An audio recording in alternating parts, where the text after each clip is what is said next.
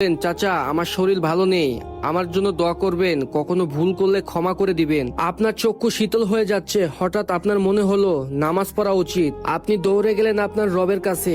আজ আর কোনো দুনিয়াবি চাও না, শুধুমাত্র ক্ষমা ভিক্ষা চাইলো। আপনি যা দেখছেন তাই ভালো লাগছে, সবকিছুই অসাধারণ। শিশির কত সুন্দর, দুপুর কত সুন্দর, বিকেল কত সুন্দর, রাত সুন্দর, বাতাস সুন্দর, জগৎ সুন্দর, মানুষগুলো সুন্দর, কুকুরগুলোও সুন্দর, সবকিছুই সুন্দর, কিন্তু আমি থাকবো না। দেখছেন, সবকিছুই আপনার ভালো লাগছিল এতক্ষণ, এর কারণ আপনার মধ্যে এতক্ষণ কোনো ইগো ছিল না। আর ইগো না থাকা মানুষ পৃথিবীতে সবচেয়ে সুখী মানুষ।